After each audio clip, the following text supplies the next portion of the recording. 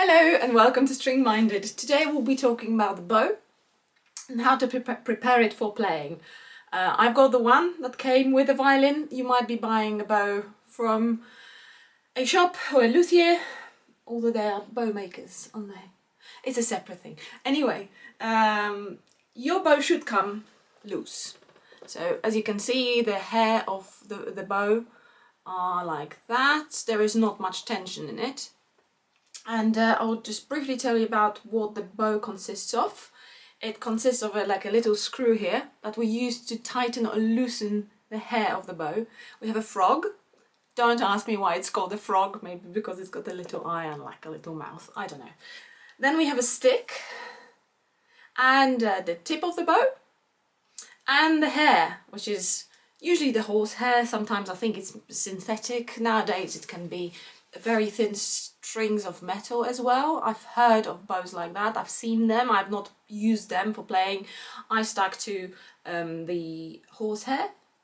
Right, to start off, your bow will be loose, and this is how we should have it after every playing. So every time you're getting bow out of the case, it should be loose, the hair should be loose, because if you leave it tight, it affects the stick, it affects the wood or the material that the bow is made of, and it can lead to bending, etc. So every time after you're playing, you will loosen your bow, but let's tighten it first. So just grab the bow by the frog, and now to tighten it, we will have to turn it clockwise. So about 5 to 6 times. Let's see, 1, 2, 3, 4, 5. So as you can see that there is a little bit of tension now, and that's what we want. I personally would tighten it a little bit more, so maybe one more, and here we go. The bow has been tightened. So if you put the pressure on it, that's what you're getting. Then the second part, so always hold your bow, do not drop your bow, because if you do, the tip might smash, the frog might smash. That's happened to me at an event. I dropped my bow and unfortunately the frog split, and luckily I had a spare bow, and I always bring a spare bow with me. Now, rosin. That's what came with the violin. It's made of compacted resin, so the tree sap, and this is to give a grip to the hairs in contact with the strings. Take out the rosin, and also be very, very careful, because if it drops on the floor, on the hard floor, there's a very big possibility that it will shatter and you'll have to buy a new one. So I've already used this rosin on this exact bow because I had to test it, but if it's your first time of fresh rosin, it will be very shiny, and this one is a little bit, you can see, yeah, I've used it already, so there's a little bit of shyness in the middle, but it's kind of like more matte now, because yeah, now you can see it, it's already been used. So to rosin our bow, your bow will probably come not rosined. So when you put it on the strings, the sound, they will just slide, the bow will slide off the strings, and they will not make a sound, because it's not been rosined. There is no grip between the hairs and the wire and the strings. So we have to use the rosin. And the way we do it, the first few times of rosining your bow will be like the most intense ones, because you really want to saturate that hair with rosin to create a grip.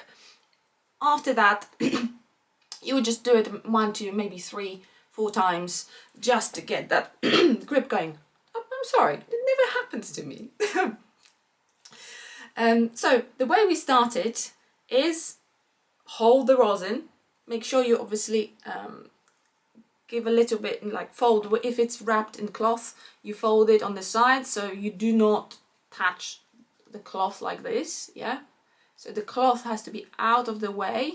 I always hold it by the cloth on the sides and just tuck that under. So I do not touch the rosin because it gets very sticky.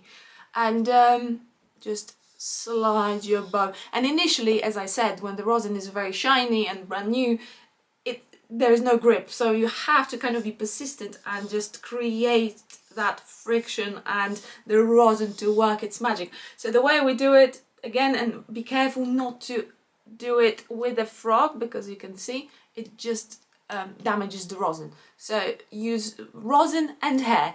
Rosin doesn't like contact with any other material than the hair of your bow. So we just slide it all the way. The other thing is with the rosin, please make sure that you do not just do it in one way, like in one side of part of the rosin. Like, make sure when you do it, you kind of, every time you turn, you twist your rosin a little bit.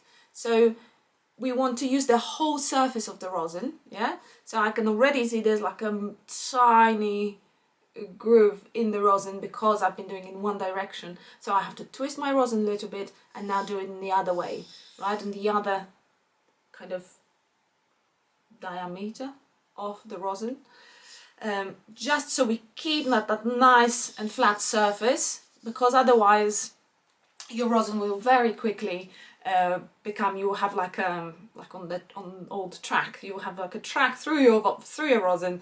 It will be very difficult to use the sides of it, and it will just crack and you have to buy a new one.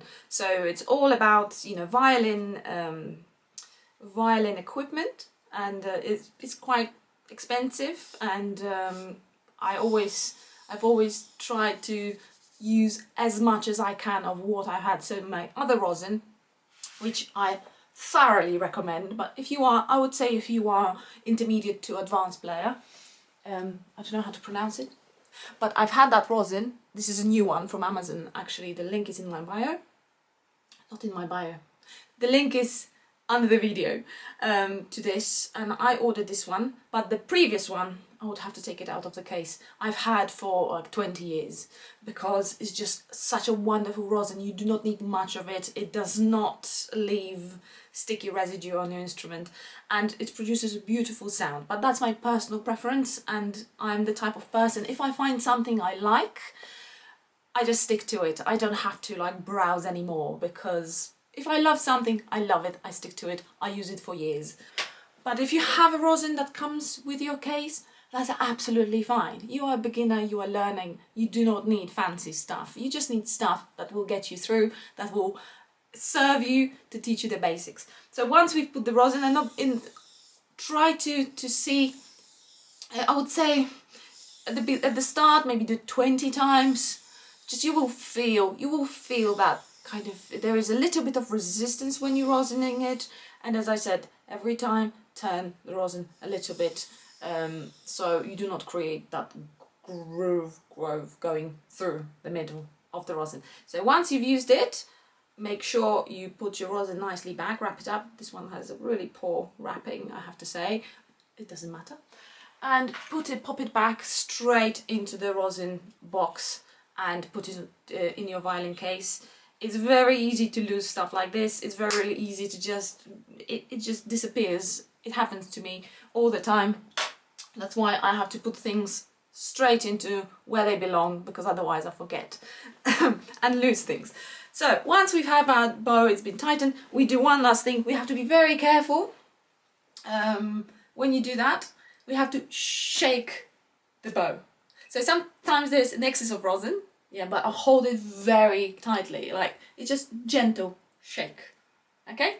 And that's it. And this is how you prepare your bow for playing.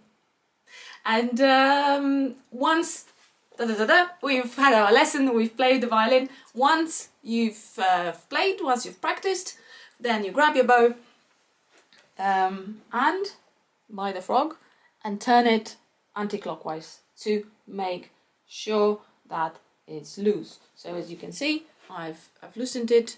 It doesn't have to be that loose. It can be slightly tighter than that, but it has to be loose. There shouldn't be any tension on the bow.